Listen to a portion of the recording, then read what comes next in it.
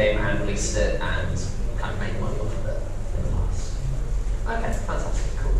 I'm going to talk today about something that's very close to my heart, which is communities. I work a lot in Game Maker, and one of the big things that we do well is communities. So I think something that's probably worthwhile going through first is the normal ways that you get into the games industry. First up, you're meant to go to university, you're meant to get a qualification, you're meant to go to a studio. That's kind of a big way of getting into it. The second way is that you build experience in web dev or graphic design or audio engineering or something along those lines, and kind of move across like a game dev crown into an actual proper job. And the third way is that you start off as a modder or a QA tester or somebody down at the bottom ranks, and you work your way up through game design or through some other production method. This is kind of where the guy who made PlayerUnknown's Battlegrounds comes from, and Soren Johnson from Civ 4. They started off as modders and then kind of rose up through the ranks. I, of course, did absolutely none of these things. I have no university degree, I have no experience outside of making games, really. And so it's kind of interesting how I got to the place where I am, so it's probably worth quickly going through why I'm even standing in front of you. I've been using Game Maker and making games for over half my life now, specifically in Game Maker, this weird little niche engine.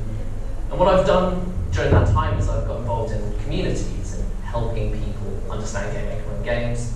And one of those things that I do, I did it on this Sunday just gone, I run a monthly meetup for Game Maker developers in and around London, where people fly from the continent down to come meet us. And about 2 years ago, a peer of mine, a friend called Steve, kind of nudged me and said, oh, there's this guy on Twitter called Alex, and he's looking for a Game Maker program. I think it'd be a fantastic opportunity for you. Of course, it was Alex Preston, the guy in LA who was working on Hydraulic Drifter. And so there was I, a guy with basically no experience professionally, working on probably one of the biggest titles of the year. Well, that was 2 years ago, so I've been busy since. I've been working on Swords of Ditto, which is being published by Devolver. And so I've kind of gone from zero to many hundreds of miles an hour very, very quickly. And it's a bit weird. And I've come to the conclusion that game dev is a bit like the Wild West. We have lots and lots of possibilities and not many rules. For an industry about rules and making them, it's kind of a bit ironic, I suppose. But I'm not the only one. Let's have a quick look at three other people, three friends of mine from the Game Maker community, who have made and found success for themselves. Up first is this chap called Benjamin Anderson, who's a bloody lovely guy. He lives in America, and he's a teacher. So he makes YouTube tutorials, that's how he got started. And now he's making money on Udemy and Patreon, and that's how he finds his income. And he's supporting himself, a wife, and a family of 2 kids, teaching Game Maker to people remotely. And his big deal is that he's incredibly good at engaging people, making sure they understand exactly how to use the software, exactly how to make games. And he's very good at taking feedback as well. There's kind of a famous situation a few months ago where he started making an RPG tutorial, and he did it using like a complicated physics engine. And all of the students went, holy shit, this is too much for me to handle, please stop teaching us this. And so he totally pivoted the engine. He totally pivoted the engine to something else, and made sure his community could keep up.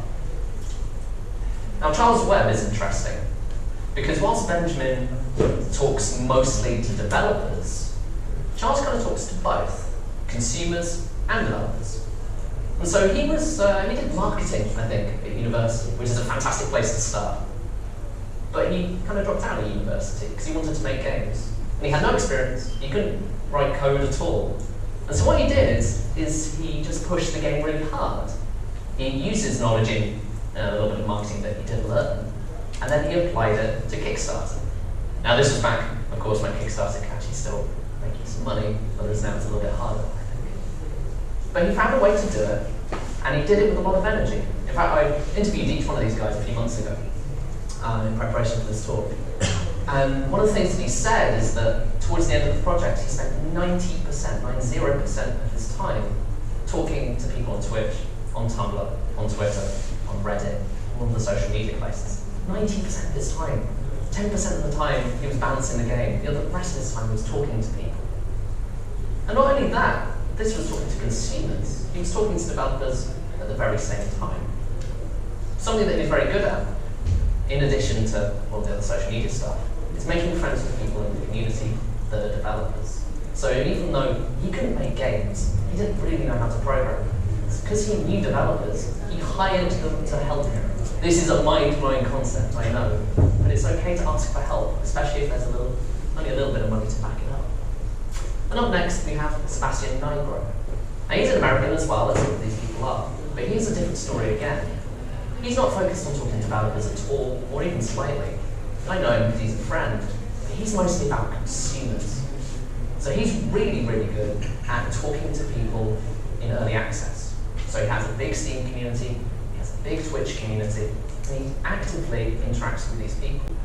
And above and beyond that, he passively listens to these people as well. So they don't always know that he's dropping by their Twitch channel. Sometimes he says hi, sometimes he doesn't.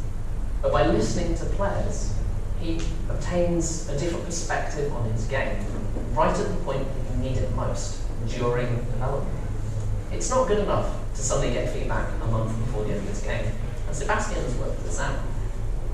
And he himself does a little bit of streaming as well. I think this was made quite popular by JW and Rami from Vlambit, incidentally also a game that he uses. But Sebastian really took it to heart as well. So Sebastian also streams a lot on Twitch, and that has helped build a community around him. So I think there's a pattern between each one of these people.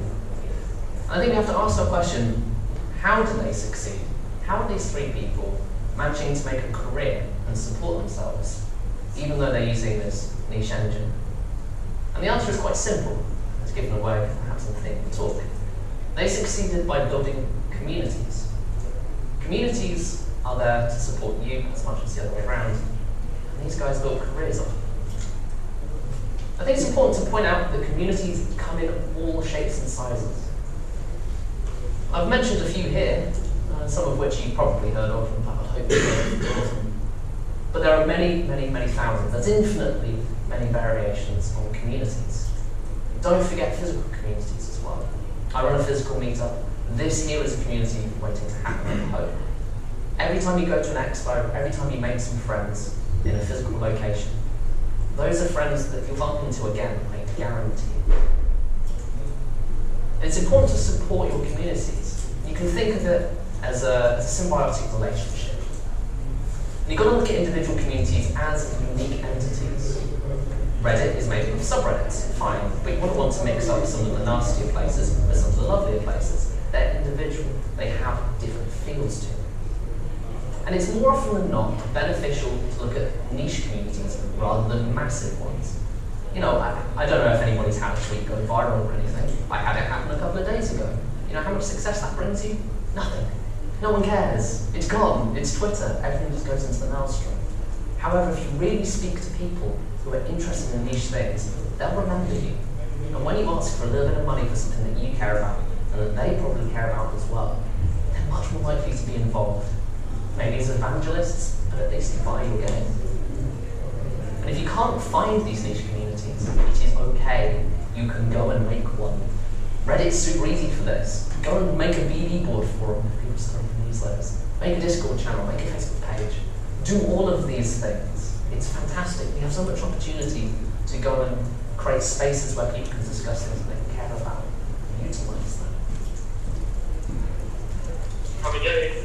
And in addition, development communities which are already there have a fountain of knowledge that you can tap into.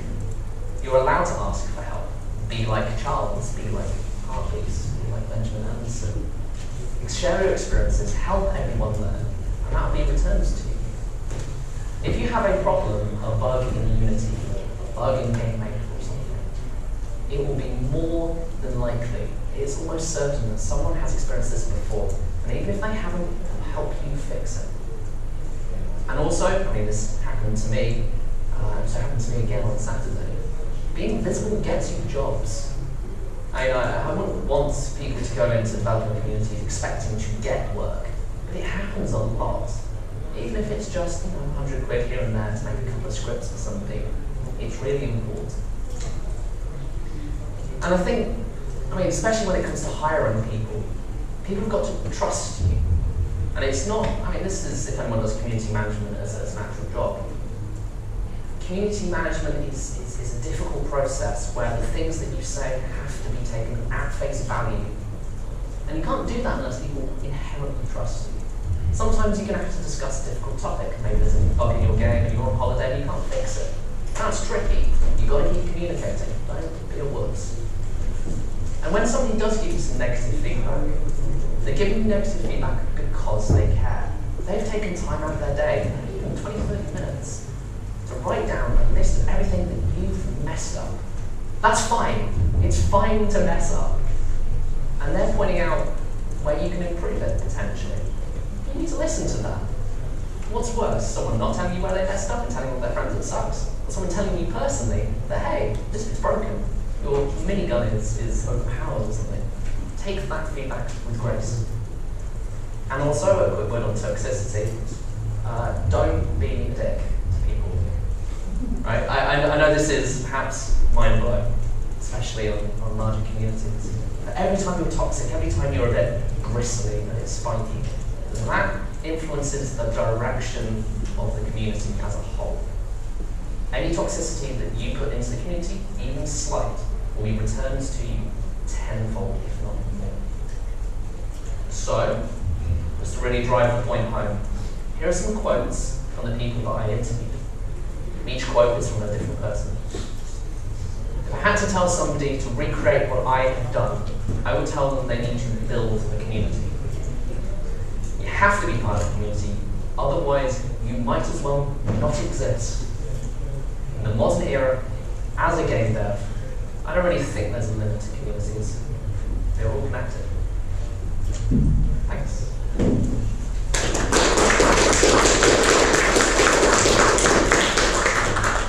Now, I guess we have some time for questions. Yeah, 5 minutes. Great. You want to ask me anything? Go for it. We'll do the person back first. Oh, get a mic as well. Thanks. What do you think is the best platform to collect feedback or to build a community? All of those you mentioned.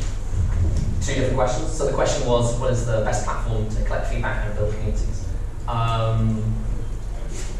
For collecting feedback, funnily enough, based on experience from Pipeline Drifter, email is really good. So if you have feedback, email us. That gets all of your communities that you've got them, potentially dozens, if not hundreds, and it kind of funnels it into one place. Also, emails tend to be quite formal as well, quite long form. That's for active collection, where people are actively spending time to give you feedback. If you really want to understand what players think, Sebastian Monroe, I mentioned third, go on Twitch. If you're getting streamed, just listen to what people are saying in chat and passively absorb, because that's actually how they feel. When they say an email, it'll be like, in terms of building communities, there is no preferential one. It depends a lot on the game. If you go for like a roguelike, it's probably not going to really do particularly well on Facebook because there's not a really right culture. But Reddit and Tumblr will be better for that. So it very much depends on the game. And I think the best thing you can do, as I said, you can make your own communities, try and nucleate people as much as possible. But you will have to have a broad net to make that happen. I hope that answers the question. Thank you. That's right. I'll check it from. It was the same question. Oh, it's the same question. Oh, fantastic. I'll say it. Yeah. What was the game that was made from Kickstarter things? Charles? Oh, it was a game called Road of the Reckless, which was released about this time last year, I think. It did really well. In fact, the money that he made off of that, he's pouring it into the next project. He's trying to do it in 3D. I don't know why. He's going to have to learn a whole new engine. Anyway. Any other questions? Jack, back.